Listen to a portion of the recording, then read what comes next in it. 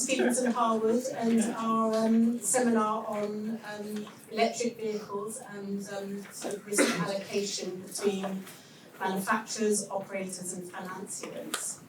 The speakers and I last week had a discussion about this, and it was actually quite a lively and interesting discussion. So we decided to change the format so that instead of each person standing up and giving their view of life from their perspective, we'd actually, I've got a list of a few questions that we put to the panel here, and we would love it too if you were to ask questions as we go and see if we can get an interactive discussion going, because there's some interesting points. So just to introduce myself, I'm Mr. Marks. I'm a partner in the finance department here at Stevenson Harwood, and my main specialism is asset finance. And so I got involved in electric vehicles simply because it was one step on from the leasing of vehicles, and the world's moved on to electric vehicles. Just a bit of housekeeping, if we could perhaps turn off our phones.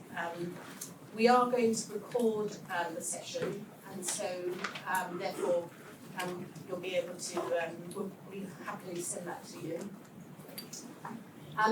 If I could first then introduce the panel.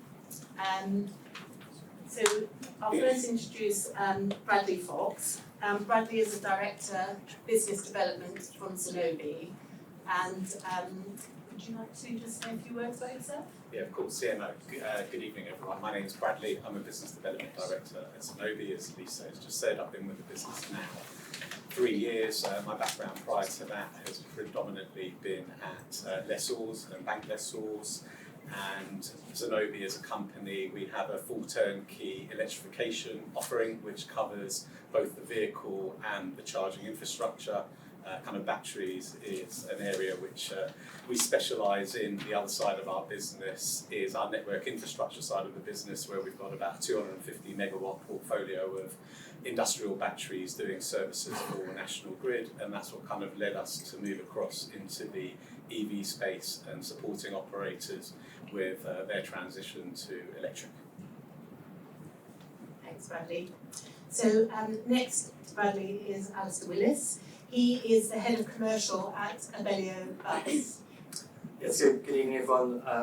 I'm Lisa said, Head of Commercial at Abellio Bus, so that's looking around the business development and growth within the London tendered market. So we are an operator solely within the contracted London market, running just under 10% of the network. We started the conversion to electric vehicles back in 2019. We've now got about 17% of our fleet as electric, and growing to meet the London Mayor's transport objective to probably have the whole fleet electric by 2030. Thank you, Alastair. So next is Dr Robert Best. He is Director of Engineering at Wrightbus, and so his role, assuming, is to give us a manufacturer's perspective of life. Indeed. So I'm Robert Best. I'm the Engineering Director at Wrightbus. I've been at Wrightbus for just over 10 years. I've been Engineering Director for 3 of those years, with full responsibility for all of our new products as well as our existing products. Prior to that, I had 7 years as our Advanced Engineering Manager, and during that period I oversaw much of our powertrain development in our earlier days of EV and fuel cell electric vehicles. We built our first electric bus in 1998, so we have a long history in this market sector. So hopefully I can offer some advice as we go through these discussions from a technical point of view. Thank you. Thank you. And now, so with Bradley here, he's giving us the perspective of a service provider who sort of rolls finance into that. And now we've also got some gentlemen from Rabobank and DLL who will give us the perspective of more traditional financiers, and also a European sort of aspect of the electric vehicle market. So could I introduce you to both Leo and Erwin.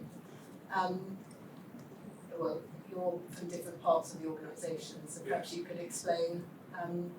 Yes, I'm Erwin. I'm from DLL. It's the finance company, the leasing company of Rabobank. I'm already more than 30 years with that company. Half my time in finance, the other 15 years in several commercial roles in construction, transport, and in the industrial. Was also the global asset manager of a business unit in that arena. And since 2 years I'm head of Transformational Growth initiatives. In that is the banking, energy transition and e-mobility. It has become a full 100% of the initiative, and in that role intensive connection with my colleagues from Rabobank. Yeah, my name is Erwin from Rabobank. I'm with Rabobank 4 months. I've been there for, before that I've been with ING and GE. And I've always been in the long-term financing part of the business. I did stint in ECA financing, finance, and various project finance assignments. And recently I moved from ING to Rabo because of their, well, for me it was a very impressive ambition in facilitating the ongoing transition in public transport in the Netherlands, but also an ambition beyond that on the European level. And traditionally we've been doing that with operators, but also increasingly we have discussions with the companies with a more capacity-like model like Zenobē, which position themselves more or less in between the traditional operators and ourselves. So it's a very interesting market, especially if you talk about risk and reward. So obviously the background in the moment is the energy crisis, and we were going to just give that. That's really a seminar on its own, and the impact of that. So we're just going to give that a miss tonight. But the first topic we thought we should cover, being the most important one, we thought, was residual values, and in both the chassis and the batteries, and who's best to take that risk. There's obviously the chassis themselves often have a greater life than batteries. You know, you might get a 15+ year life of the chassis, but the batteries may only last for 7 or 8 years. And so therefore there is, if you're going to enter into a lease, for instance, for 15 years, then you know that the batteries have to be replaced during that period. And so who should be taking that risk? So that was the first topic that we thought we would cover. So if I could throw it open to whoever would like to kick off on that subject. Yeah, I'm more than happy to. So from a Zenobē standpoint, we clearly see that battery replacement risk is, from an operator perspective, can be quite a challenging one. As Lisa highlighted, that battery will need to be replaced over the kind of minimum useful life of the vehicle. And if we look at the capital cost of an electric bus at the moment, depending on if you catch Robert on a good day or not, if we say it's maybe £450,000, so it depends, something along those lines. And typically we allocate about a third of that cost to the battery element of it, so it is quite a high capital cost item. And especially if you're looking at an operator who's got a fixed concession payment over a term of a longer contract, the last thing that they want is an unknown capital cost midlife through the contract, because ultimately that could make their contract unprofitable. So how we see that risk being mitigated is that from a Zenobē standpoint, in exchange for a fixed fee over a contract term, we will essentially cover that battery replacement cost risk. And as and when that battery degrades to a point whereby the mileage that you can get out of that battery is no longer fit for purpose on that route, Zenobē will replace that battery at our cost, so hopefully that mitigates that risk for the operator. Clearly within our model we've taken a view on what that battery replacement cost risk would be, and we kind of think that that risk sits best with us given the other side of our business in terms of we want to be owning these batteries in their first life application on the vehicles, because when they're no longer fit for purpose on the vehicle, we're undertaking a whole host of test projects at the moment whereby we're repurposing those batteries and using them in second life applications, which are perhaps less onerous than using a battery on a vehicle. And at the same time, because we think we're going to be getting secondary revenues from those batteries in their second life application, we factor that residual value into the pricing that we look to give to our underlying operator customers to try and offer them a competitive offering. So from our standpoint, we try and provide a battery managed service to hold that risk, but we'll have to wait and see how that turns out. I think from an operator perspective, I agree with a lot of that. From within London, we're operating contracts that are 7 years in duration, and it is trying to get that balance where we don't want to become a provider of batteries and to have that security for the life of the vehicle. Our key interest really is that we want to guarantee that vehicle can deliver on that route for the full period of time that we have it. And I think it's becoming a really interesting one about how do you treat those batteries. If you go back to I suppose what I deem as a traditional lessor model, if you've got a view of taking a 7-year term, potentially now you've got to look at buying a second set of batteries to give a suitable future life for that vehicle, which is not something you can sustain within the first period of operation. So it's how do you spread the value and the value of the bus plus a replacement battery over the full period of time that you're going to keep that vehicle, and the balance and where that risk sits. It's a very difficult one for an operator to work through if you are looking to lease the vehicles. It might be a bit different if you are looking to buy them, but I think that's where it is becoming very interesting around how the different models, such as the Zenobē model versus what I call a traditional sort of vessel model, is trying to challenge the market. And from my point of view, I think the most interesting point to make, first of all, is that the bus market, if we look at it for a second, is transitioning from a one-size-fits-all approach with diesel, where really your conversations with customers were around colours and seating layouts and that side of it, because they knew how the engine was going to perform, to something that isn't guaranteed to perform the same way. So it's about making sure that we, through similar sort of tools what Bradley talks about in terms of modelling how the vehicle will work, we can then look at performance guarantees to make sure that the vehicle will actually do what it says it will do, and then that ties in very much to battery performance. So if you're going to operate the bus for 7 years, it's probably very, very easy to get everything to work over that period of time. If you want the vehicle to last for, take our maximum length, which is 22 years, because we currently sell vehicles in certain markets which the chassis body side of it is good for 22 years, at that point you're probably looking at 2 battery changes in its life. So it's about making sure that the right battery is selected for that, and that the battery is changed at the right time, which is a very interesting point, because the longer you run the battery for, the poorer quality is going to be whenever it gets replaced. So say if the battery is good for 10 years, you may actually make more sense to swap out at 7 or 8 years, so that it's on some residual value at that point, as opposed to being in a condition that it's only really good to be scrapped at that point. So the final part in terms of the shift is that our customers are moving away from worrying about what the capital price up front is and moving towards the total cost of ownership, which covers every aspect of the vehicle, how it's financed, how it's operated, what condition the batteries are in, how many times you have to replace the batteries. So most of our sales efforts now are in detailed financial modelling conversations, as opposed to can you knock a couple of percent off. Not saying that Alastair still would like to knock a couple of percent off, but that's it. Have you got the TCO model to work yet in favour of electric versus?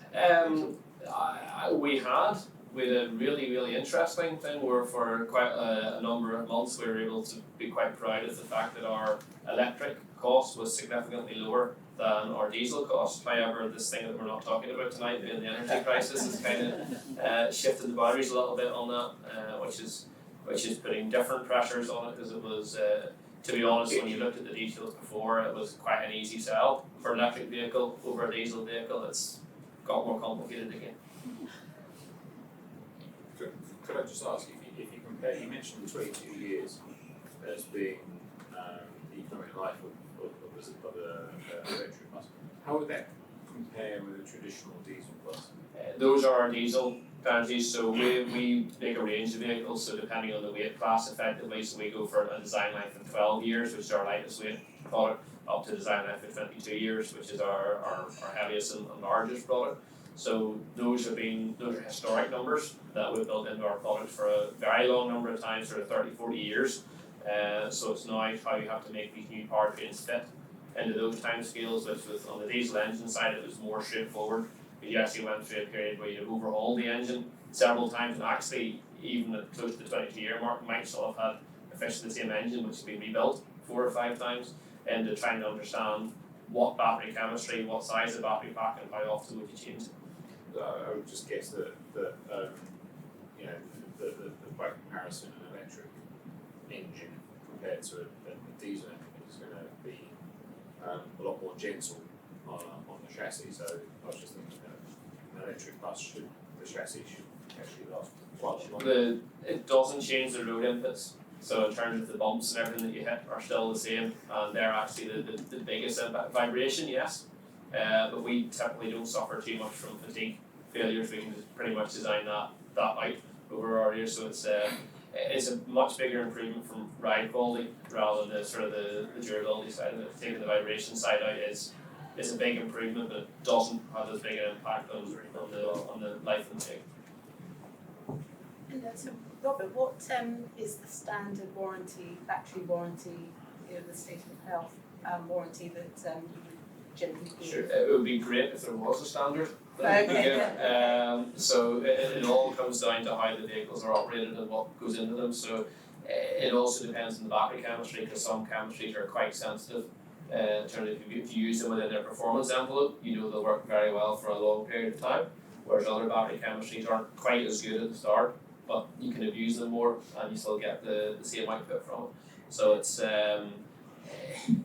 typically you need to match the warranty time to the amount of time that the bus needs to operate.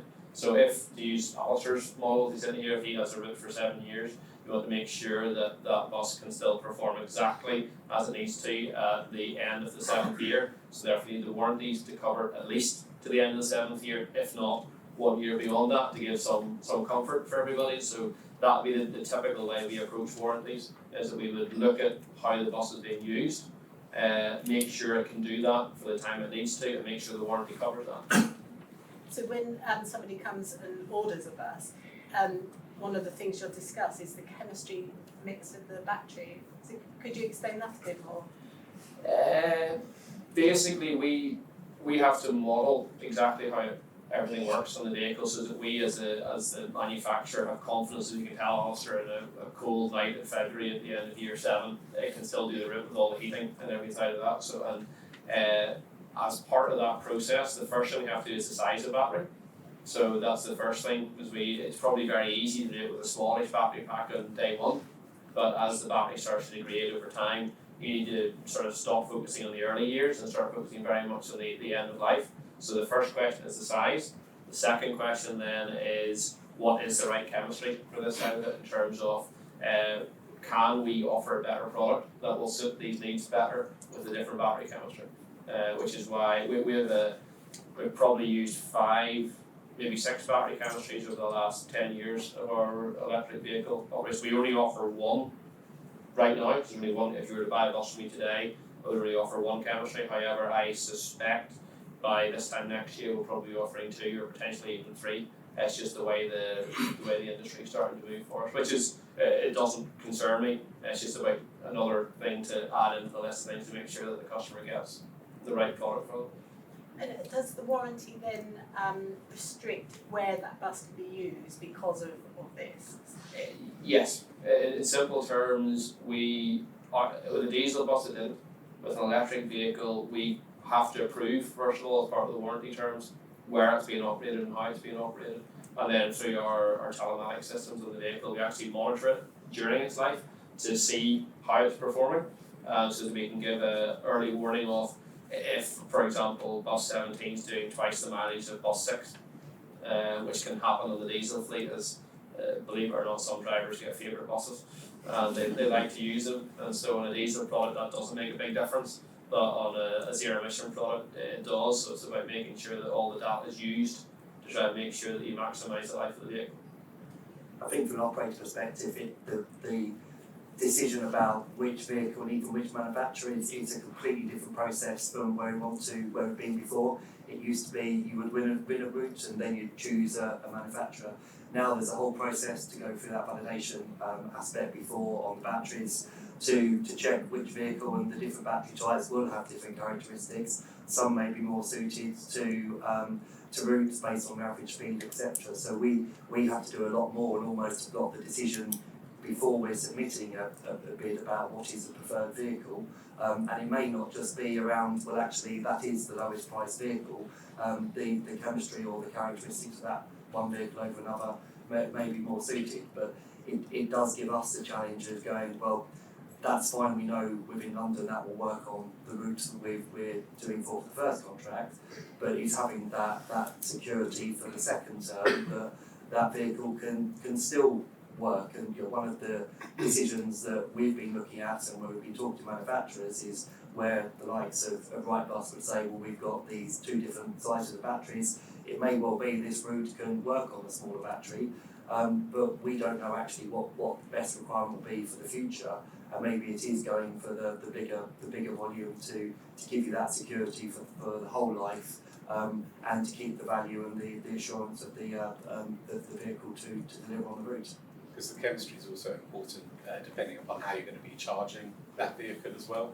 So if you're using guns to charge it, or if you're using pantograph, that also has an impact on how that battery is going to degrade. Kind of one of the big unknowns to a degree in the market at the moment is around pantograph charging, whereby clearly you're charging at higher rates of power, and the impact of charging at higher rates of power on the degradation curve of that battery, and ultimately will you need more replacements over that vehicle's life because of the way that you're charging that vehicle, which probably links to what Robert was highlighting about different chemistries depending upon the usage of that vehicle, because certain chemistries are more conducive to taking higher rates of power than others.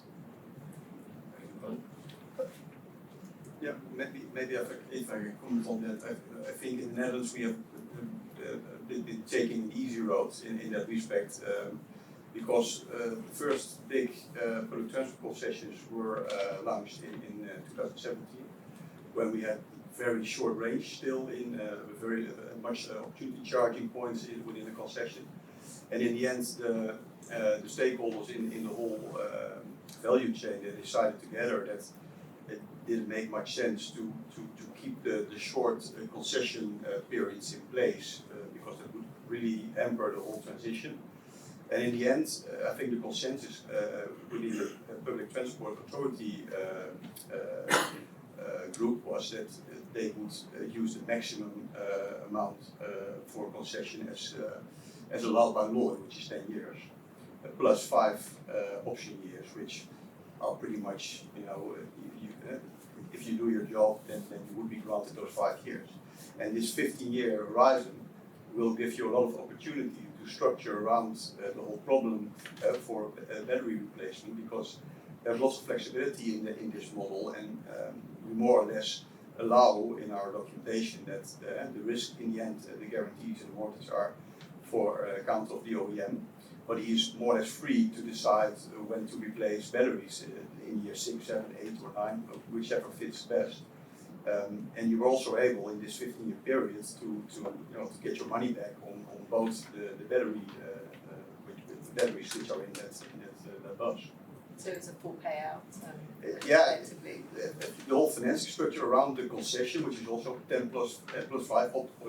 Optically, you have a risk, but in the end, the structure around it more or less mitigates the whole thing, and also make sure that the people who take the risk, or the parties who take the risk in the concessions, are able to get their money's worth.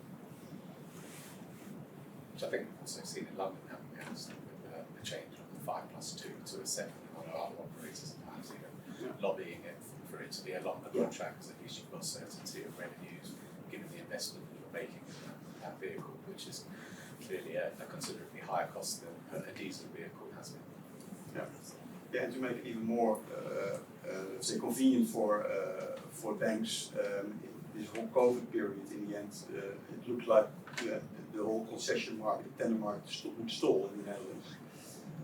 And we got around with all parties involved, and the let's say, public transport authorities were able to get multi-party agreements in place in which, let's say, some sort of direct agreement, if you look at the project finance, the way of working, in which they guarantee let's say the bank who is financing the whole thing, that if an operator would default somewhere down the line within the 10 years, the whole fleet would have a standstill period, but the whole the debt service required to manage the debt for the whole fleet would be directly paid by the government. So there's a lot of credit enhancement being done towards the government. The whole concession assets and infrastructure put in one SPC, for example, which is directly paid by the government. Stepping rights with the OEMs. So there's a lot of let's say risk mitigation done, but in the end it's accepted by the only party who really can sustain the going concern situation, which is the Public Transport Authority. Does Alastair, as a customer, say of Wrightbus, see a warranty of the whole product, with it perhaps the battery element backed out by Wrightbus to the battery manufacturer, or are these independent warranties and so on?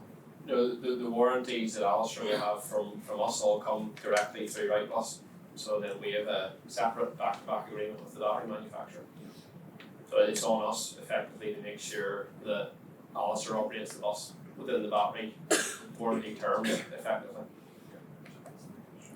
I think it's an interesting one where you're looking, because when we buy the vehicle, you're going to get the warranty for 7-8 years or whatever the manufacturer chooses. And I know it's going to be moving on to some further points, but actually what you do for the future about is that best placed with the OEM to provide the warranty, or actually working with a financier the likes of Zenobē or others, where they can then provide the future battery replacement. So yeah, it's a really interesting area of actually who is best placed and how do you get the right solution for the batteries for the longer term. If I look to DLL as finance company, we have limited experience in public transport. It's more the bank who does that, but we have now a lot to work. We started to work a lot with companies, electric trucks, electric vans, where you have the same problem with the batteries, and in general the model goes there. If you, as a finance company, more traditional finance company, are asked to take cost of ownership management, so RV is ours. So if you want to do that, the direction is that the assumed battery degeneration should not be exceeded in real by real usage. So the framework to mitigate that is, especially if you work with a partner, is to incorporate that in the return conditions of the truck, combined with telematics data, so that you can check. It is a little bit like in the car industry. Let's say it was okay, you have a car 30,000 miles a year. If you do 40, then you pay more. And this is a bit the same, but more sophisticated. Yes, that is the principle. Because otherwise you can't take, and you want to assume that you have some capacity left there for a second life. So that is the direction how we are looking at.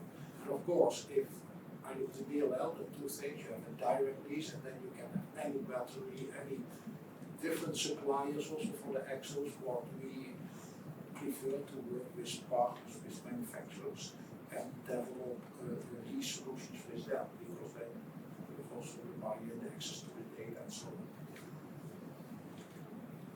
Thank you. Sorry, question.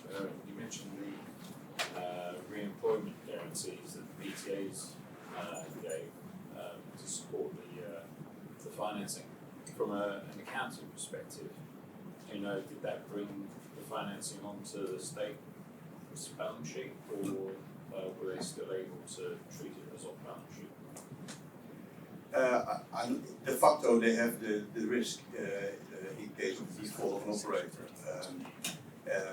But let's say, I think, I'm not sure how the accounting department in the end treated it, but the workings of the structure is that during the standstill period, the whole thing runs as is, with an emergency operator on the concession, and then they will issue an emergency concession for 2 years.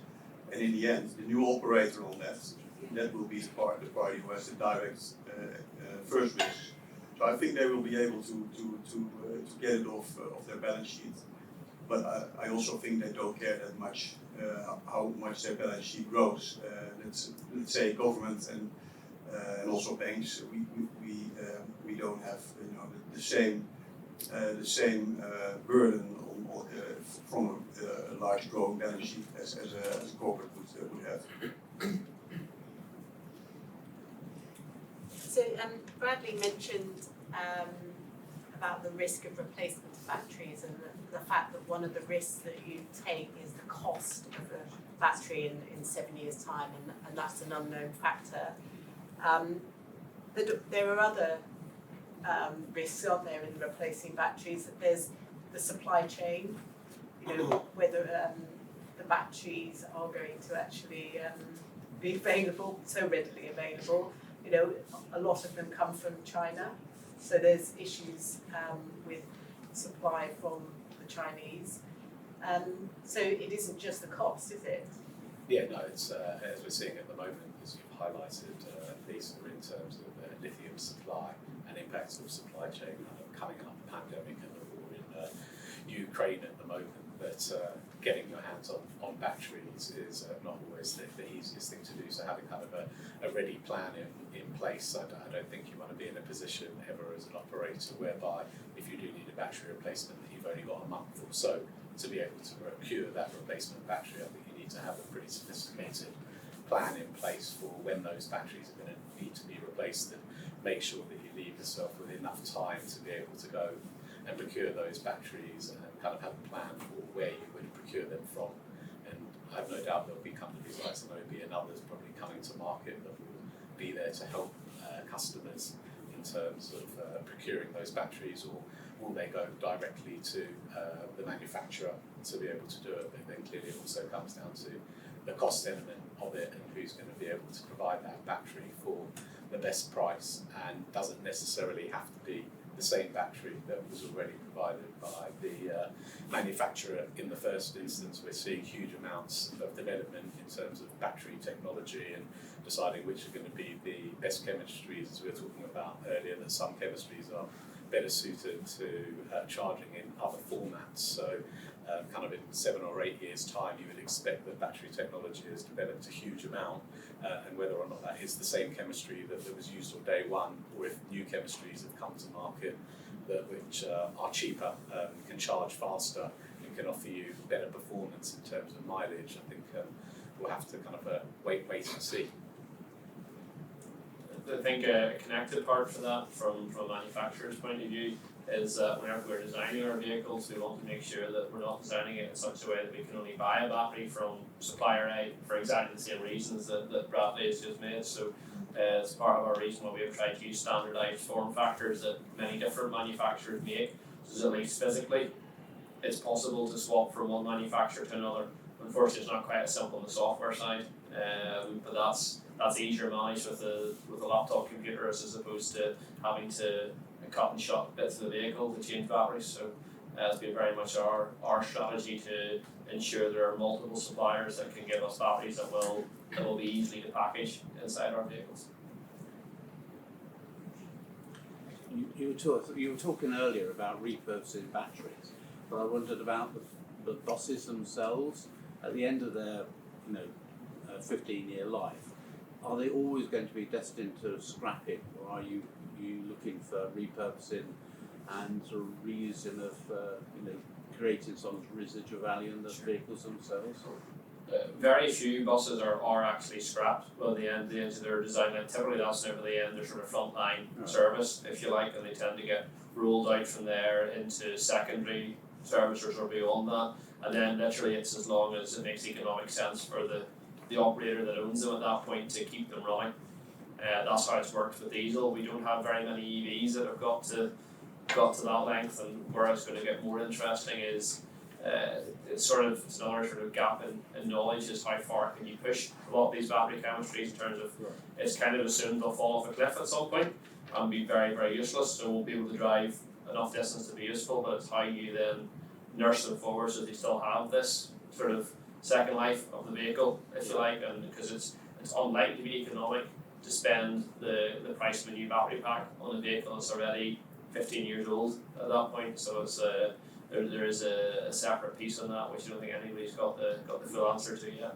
I think it's quite an interesting one from looking at the kind of the first and second life. I mean, if you take a London operator, you know, we're running quite intense routes. We need sort of the 80% of the battery capacity, and while we need that on day one, we also need that on year 13, day 364. But we don't need it 2 days later because we've either that route's changed or we've got some different vehicles. But actually, that vehicle has got a lot of life left into it, but from our perspective as only having a London business, how do you get that value of moving it on to another business who might be able to use it with that same battery pack for many years? What we don't want, especially at the end of a life in London, is actually having a cost of a battery that we've got to replace to put it. I mean, there's a challenge of that at year 7, but certainly at year 14, you know, we almost want to hand it back as it is without having to take any risk on the battery cost. Yeah, for us, it's also an interesting position, and I really don't have a clue how that will work in the future. But on paper, we're good now. We have a 15-year position, and we have a battery replacement in year 7 or year 8. But what my guess would be is I'm not so sure that in 7 or 8 years' time, with the whole tidal wave of zero-emission vehicles and batteries which come to the market, if they're up for grabs after that period. And for us, that would be a risk because we have to provide a fleet of zero-emission buses which meet, let's say, the specs and meet the battery for a certain state of health. And if an OEM is not able, or maintenance party is not able to get their hands on these new sets of batteries, you will default under that contract, and that will have huge implications on the whole structure. So that's more a scarcity item, and I think I can ask it, but nobody has a clue what's out there in 7 years, and that's a big item, I think, which tend to be maybe not overlooked, but it's not a very big risk item yet. I think it's a very interesting point because we're talking here about replacement of batteries. I think we've got the sustainability of it, and you know, is it more the refreshing of batteries, and that from an operator perspective, and you know, there might be we can have different vehicles, different battery packs. As actually you've got a float set of batteries, etc., that can be refreshed and reused, and there's a bit of a middle ground that there are some that will expire and they can be used in the lights for the Zenobē and the future battery packs. But actually, we've got to find a better way rather than just thinking, well, actually in year 7, you know, if we've got 800 vehicles in our fleet, how do we keep this as a sustainable solution and reusing them far more than just actually replacing them and putting them in finding other solutions for them. And there is the issue of at the end of the battery's life, when it can't be used anymore, you know, who disposes of it, yes, and all the risks related to that too. But clearly the $1 million question, and the other risk is what is the price of a new bus going to be in 7 years' time? And clearly if those prices do start coming down drastically, as battery prices potentially might also come down drastically in 7 years' time, is an operator better off getting a new vehicle rather than actually replacing the batteries on those vehicles? And then clearly that also has the underlying impact on residual values of the first vehicle as well. So it'll be interesting to see what happens on the price curve of new vehicles. That's an interesting discussion we also had with a lot of public transport authorities, because from an economic perspective, you could have a position in which it would be a good business case to replace after 7 years. but in terms of use of materials and circularity and let's say the whole bigger picture, it would be destructive, of course. Yes. Yeah, and that is let's say in all discussions we had with the public transport authorities, which are semi-government in the Netherlands over the big picture. That is a very strong message which can bring them to the table and really make sure that they give you a 15 years timeline on getting the maximum value out of these buses, because they are very, let's say, reluctant to allow for these very inefficient material transitions in 7 years' time, just because of the price. But personally, I don't think it will happen, and from a sustainability perspective, you would hope that they sweat the assets for as long as possible. But clearly, we've seen the likes of Arrival, although they never got there kind of at the moment with their products. But if they would have come to market with a single-deck electric bus at the same price as a diesel, it would have been really interesting to see how some of the other manufacturers would have reacted to that from a pricing perspective. I can see Robert's smile on his face that they never actually at the moment managed to get there with that. But if a challenger does come in and tries to shake up the market, it would be interesting to see what does happen to residuals at that point in time. I'm not going to comment on the Arrival, but what I can comment on is that there are buses out there that would be available to the likes of Alastair or any operator that you can buy that are lower cost, that do have design lives of some closer to 7 years, closer to the battery pack life. So typically your average Chinese bus is designed for the vehicle will last the life of the battery pack.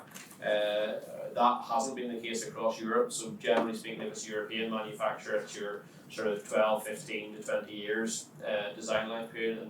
And without getting into the details of that too much, those products have been available for some time with the shorter design life, and they have not been particularly successful.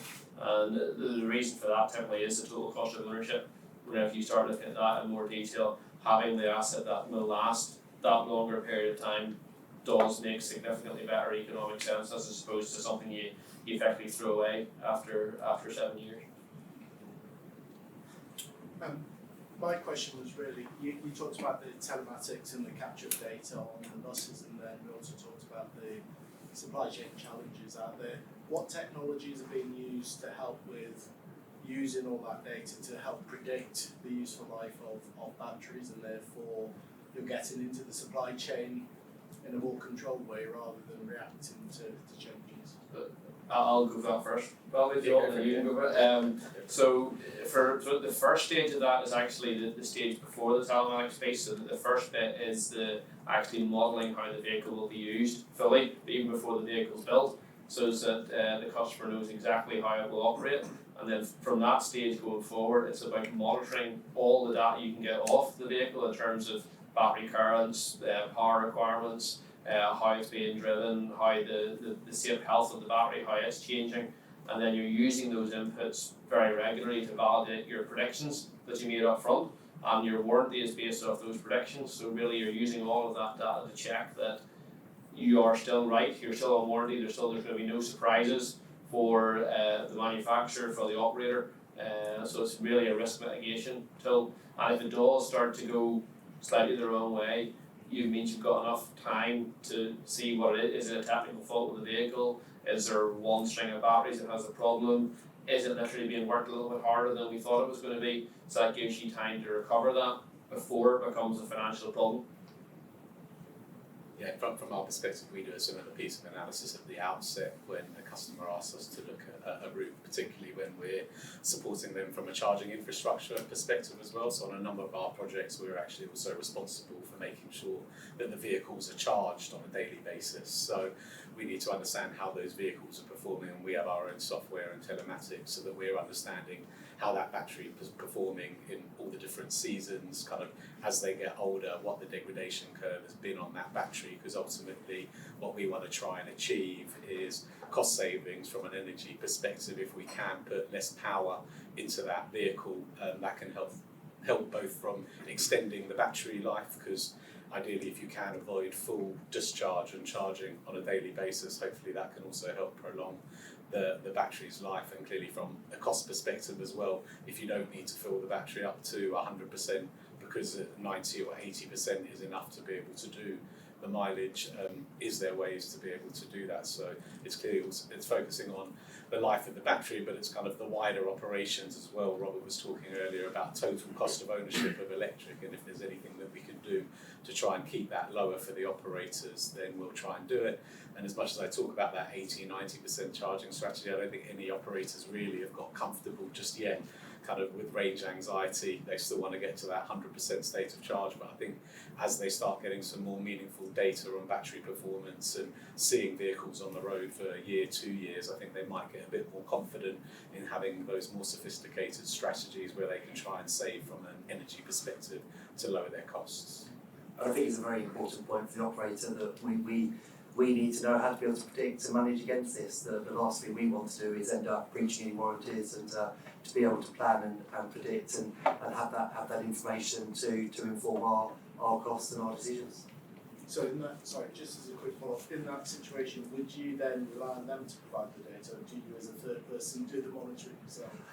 It's a really interesting point, because I think there's a lot of data, and different manufacturers have, you can get a lot of information from some manufacturers, you can get very little from others, and it's trying to get a consistent approach. I think it's one to try and have it openly available, and to be able to predict and work, with, let's say, who the vehicle owner is, if it's a lessor, and also the vehicle manufacturer, to work through.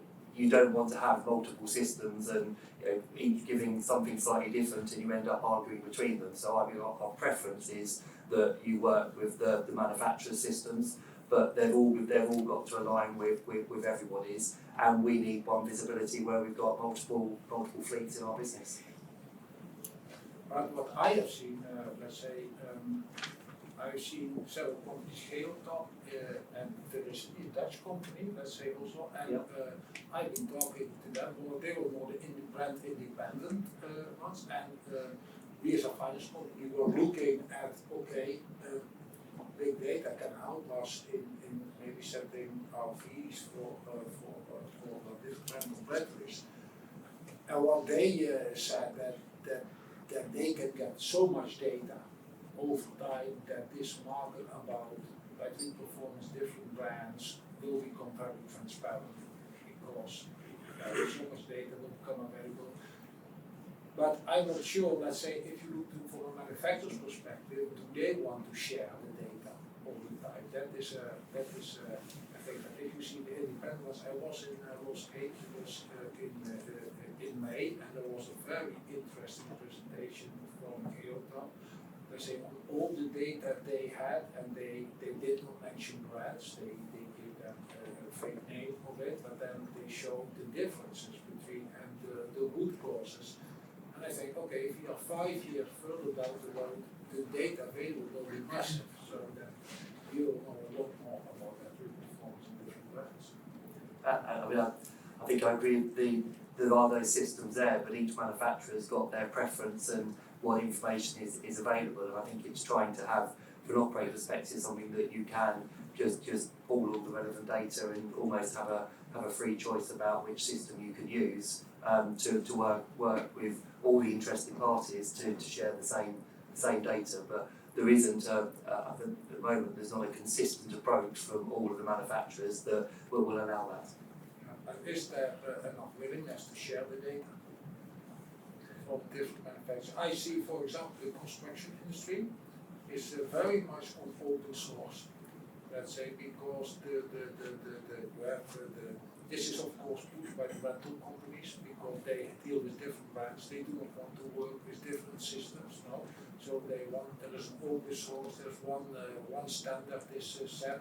And all the big players have committed themselves to that standard. If you're Komatsu or you are Hyundai or that, building materials have been totally opposite. It's very protective of the manufacturers. I'm very curious how that will go in the future.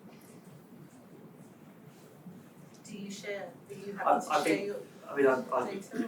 Well, I think from our perspective, there's a case of if that data is there, and we've got visibility of that. It's sharing with people we're working with. I don't see what the issue is on that. I think one of our concerns is that by sharing it, it's used against us. Yeah. And I think it's trying to make sure that, and that's where I talk about the predictive side, that if that data is there and it's being shared, it's used to inform, and there's an opportunity to take action over that and address it before it's just like, well, actually you've breached a warranty because you've shared this data. And I think it's working together to have that rather than to learn from it, because I think that's it. Maybe construction is further ahead, and there's a different manufacturers, and everybody that. I think a lot of the data side is evolving. There's been a lot of people focusing on, right, how do we get this vehicle in place, and what do we need to do. I think it's now moving on to how do we get the information, how do we get the data to better inform for the future. I think from my perspective, it's actually less about the data and the IP around it and who owns what and who shares what, and it's more about what you actually do with it once you've got it, because there's so much available, and it's about making sure that it's filtered and it's processed in a timely way, so that it's not a case of just your example you just gave there, Alastair, that you realise too late into something that you have a problem. Yeah. So it's important that whatever system, be that Wrightbus system, Zenobē system, Veracity system, or whichever one it happens to be, that the customer uses the right one to get them the information they need to operate the vehicle in as cost effective way as possible. And so that's why I see it in simple terms anyway. I think there's another one that we as an operator don't want to be paying for 6 different software systems on a vehicle to get the various information. We want one system to do that, and I think that's the risk that you could get a Veracity and you could put that on a vehicle, and you could just end up paying multiple ones because the manufacturer wants this information, the lessor wants this information, you want this information, and it's just having it once. I think is quite a key one to see how that develops. There's lots of data needed to protect the health of the battery over 8 years to increase the residual value. Who effectively owns that data between the OEM, the operator, and the aggregator? And do you all have the same incentives to protect the battery health? That's a really interesting point. I mean, there is a case of you could argue from an operator's perspective, if you are leasing the vehicle, you're not the owner of that vehicle. The manufacturer is most likely providing the warranty in the first place. So, I mean, I don't know what the sort of answer around from a manufacturer's perspective, but I think maybe it is less about who owns that data and just how that is used. But in some ways, it probably should be the operator's the ultimate user of it, because you're going to be the one who has to influence it, but you're not owning the vehicle and you're not providing the warranty in the first instance. So I don't know what the different views are. Yeah, it is a very interesting question. I mean, it actually goes slightly deeper than that too, because even from a manufacturer's point of view, whenever we're getting into selecting our battery suppliers, we need to make sure that we can get access to every bit of information from the battery. So there's that side as well that goes into it. I think that there's a lot of vested interest from the vehicle manufacturer to make sure that everybody stays within the warranty conditions. We don't benefit from Alastair having problems with his vehicles. Surely I knew that will hurt our business as well as hurting Alastair. So we have a shared interest in making sure that the batteries are operated within their warranty, which is why we're going down the route of doing the greater level of data analysis and offering the telematics pieces to it. That's the primary reason, because we want these vehicles to work, and we really want Alastair to buy more vehicles from us afterwards. We don't want to have an argument and 3 months for the end of the vehicle over who's done what to why it's not quite doing what it's supposed to do. So there's the major commercial side from us is keeping our customers happy, so that we can have a continued revenue stream from them effectively. The ownership side, I'm not sure how significant who owns what is in it. I mean, I'm sure there's many people in this room who have interesting conversations about who owns what, but I think that the important bit is that the right people have access to the right bits of information. So If you look as a finance company, and we are in that discussion, for us is telematics itself, no, but the data coming from telematics can be very important for us to come to better RVS settings ourselves. And but we have, as leasing company, even more of the complexity who owns the data, which is a very complex thing, and the only way we can discuss more about it, but the way forward is that we try future differentiated lease offerings with there where we get access to the data, where no, and where we get access you get a better price, but you need to give your consent that we get access to the data, because otherwise we cannot differentiate ourselves from the market, because that data is where we will go for enhanced RV settings in the future. Yeah, I don't think the challenge of who owns the data is the big issue, because we access huge amounts of data from the vehicle, from telematics devices and the chargers that we use to support them. I think Alastair made a good point. It's about how that data is used. And I think sometimes it's more kind of information overload, and then sometimes different sources of data have conflicting information. So I think getting the information isn't really the challenging part, and who owns it isn't that much of an issue. It's just about how you use that data in a meaningful way, especially because you get quite a few anomalies sometimes that come out of the data, especially if vehicles are doing really short journeys and you're kind of getting consistent lots of short journeys, then it kind of distorts the wider data, and then it's kind of all about filtering it down so that you're kind of looking at it mainly kind of at the meaningful data when the vehicles are actually doing their primary route, rather than things like if a driver leaves the engine on or something like that, and then the data keeps coming through and that distorts the information that you're getting, so it kind of makes it harder to make decisions because some of the data can kind of have some red herrings in it, shall we say. And it's not just how you use the data, it's also who you are allowed to give it to, isn't it? And that's also an issue, I think. I think there's an awful lot of information and how we're doing it, and that let's go back to the point, it's used in the right way, and it's not used just to actually lay blame on people, and it's getting the solution that if we've got something that is working, we're working well with sharing of data with, say, with Wrightbus, we are more likely to buy those vehicles.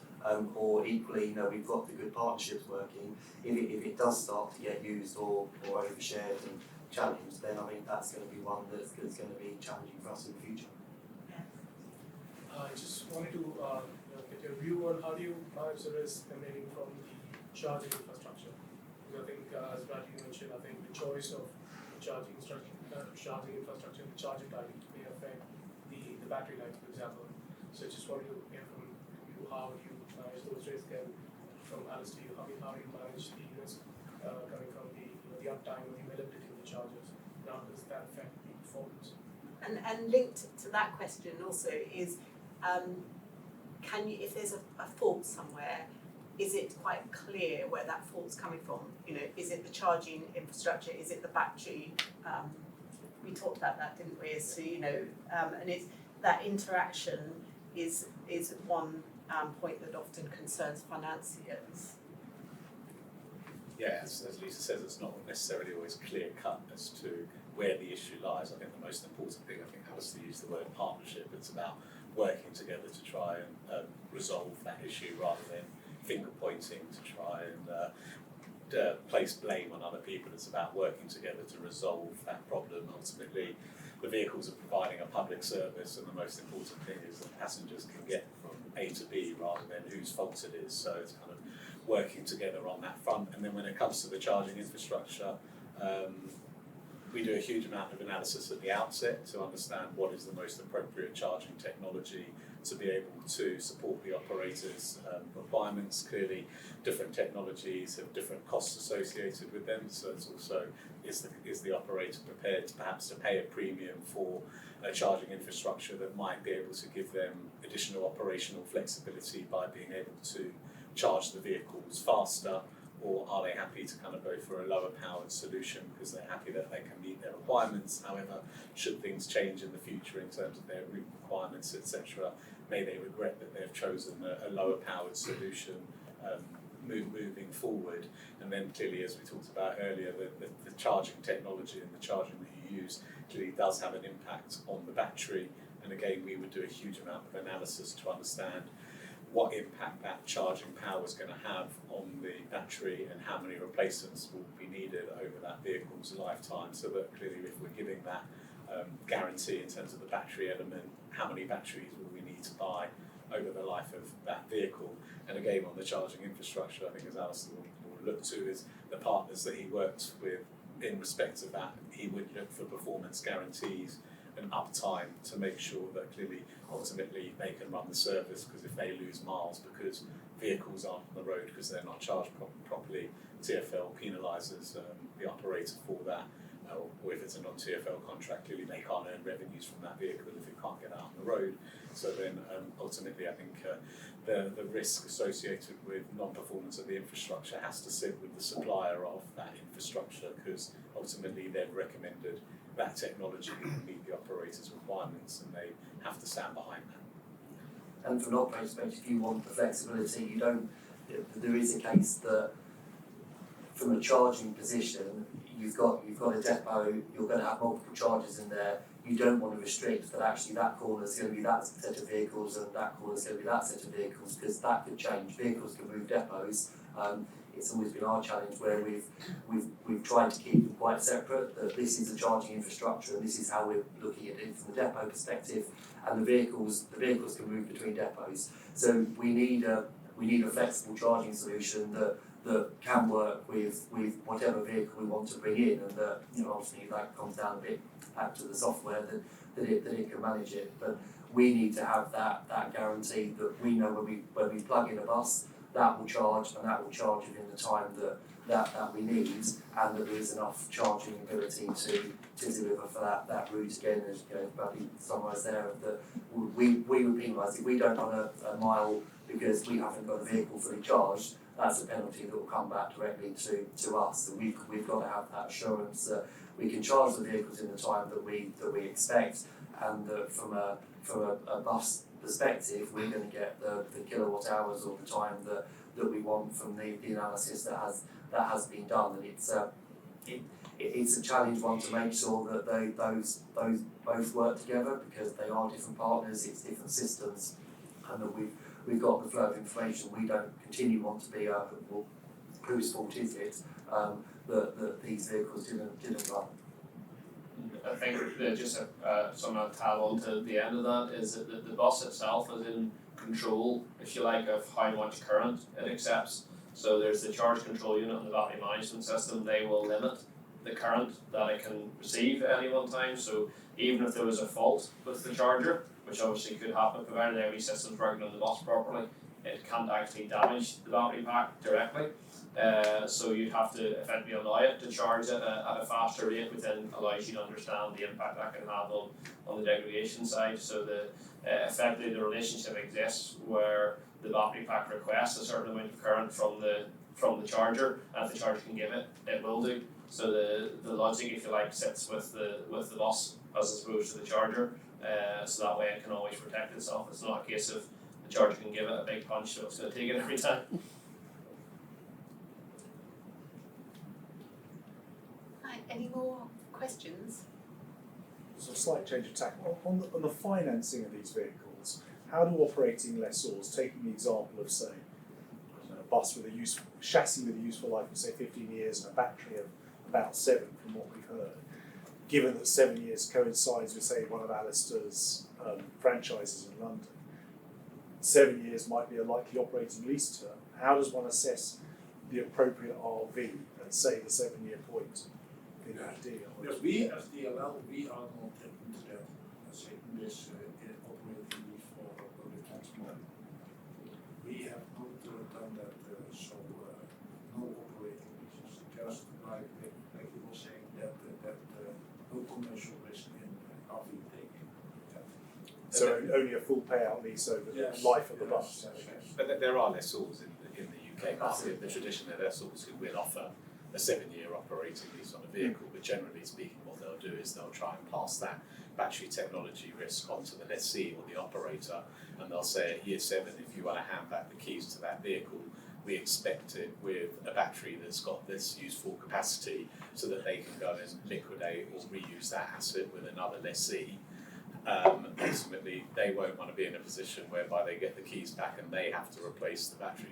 And if they do take on that risk, which they might do, they'll just ultimately take a considerably lower residual value, factoring in that they would have to return. So even if you don't have the return condition in there, if an operator won't accept it, then the lessor will just take a lower residual value because they'll take into consideration they potentially have to go and spend X £100,000 or however much the price may be. So if the lessor's taking an RV position that assumes a perfectly working battery, there'll be a sort of penalty mechanism of some sort if the lessee has essentially trashed the bus by the time he hands it back. Yeah, or it's kind of two options, right? I think they'll either put a return condition in there which says you have to return the vehicle with X battery capacity so they can go and use it in a secondary market or liquidate it, or alternatively, if the lessee is unhappy to accept that return condition, then they would make an offer based on a lower residual value in that asset, because ultimately they'll have to factor in the risk that they might have to incur that capital cost to go and replace the battery. And further to that, then, when it comes to handback, is there a mechanism or a sort of almost a standardised process of how you assess how good the battery is? Various tests, or you just go and drive it and see what it does? I don't know. No, but there is data on what that state of health of that battery is. So it's not like a crystal ball or whatever. There is a huge amount of data, and you can tell how that battery is degraded over time, and look at what state of health that battery has. And then the other piece to it is all about the reserve capacity as well, which a number of the manufacturers put in terms of their warranty requirements. So even if it is a 450 kilowatt hour battery, only about 80% of that would be useful capacity. So that in the handback, will there be some sort of penalty mechanism based on where it actually stands versus where we agreed at the outset the battery health would be, for example? That's what I would imagine. That is how to design. Like I said earlier, let's say if our experience is not so much in public transport, but there very much in electric trucks, electric vans, parcel delivery companies, which all need to go electric, especially when we want to go into the cities. The whole thing is, if you go to an RV product, you assume a certain battery degeneration that you take into account with capacity left, and then you can put an RV. Then it is key to make sure that the real usage is not far different than what you assumed. And there, the technique is more like you said, the data telematics, the way it is used and abused, and then you put some return conditions around it that if it is used in a different way, then assume then there is an additional charge for that. But Leo, taking your earlier point then, you don't do RVs on EV buses. Have you historically on diesel buses then? No, we do take RV not on public transport buses. We are with because the tires are long, and if there is an RV in, like we said, then we structure it out that it is not ours. But in other sectors like electric trucks now, and electric trucks that come up last mile delivery, vans, we start to take residual values based on this thinking. And say that we take a position, we take there a certain RV risk on the battery, and we assume there a certain battery degeneration, and the methodology to manage that risk is through telematics and data to see that you compare it at the end, and then the client needs to sign, the lessee needs to sign for return condition that he delivers at the end of the lease that van back in that state with that battery state, and if it is not, then there is an additional pay. It's important to say that kind of is the current market position, because clearly electric vehicles to a degree are still in its infancy when you look at the percentage of electric versus non-electric. I think perhaps over time, as performance of electric vehicles is more proven, etc., and secondary markets do start to appear, and perhaps if a vehicle, as Alastair said, London's typically pretty high mileage, but then as you start moving into different regions, mileage can come down, and if lessors do start seeing that perhaps they don't have to replace the battery, but the vehicle can be used in a market whereby it's less onerous on the vehicle and that lower capacity can support the mileage needed, they might start becoming more comfortable taking residual values or having less onerous return conditions, but clearly only time will tell as the market continues to grow and we start seeing the second-hand market for electric vehicles. Provable values. Yeah, provable residuals. If you say for diesel bus, no, but for example the diesel trucks we have also taken operating diesel, but that of course that market is much more commoditized, you know what it is, predictable. If you look here, all these new players in electric trucks, electric vans, also this world, let's say, for us as a traditional finance company, we cannot price in that technology risk, that commercial risk, unless you go to more a service model where you add a lot of things to it, and then you have a total different pricing structure. Yeah, I think in the Netherlands, from my ING side, I know that before this whole fleet transition towards zero-emission vehicles came about in public transport, it was a really operating lease market, and the RVs were typically covered by buyback guarantees towards the OEMs, which did the remarketing of the big fleets.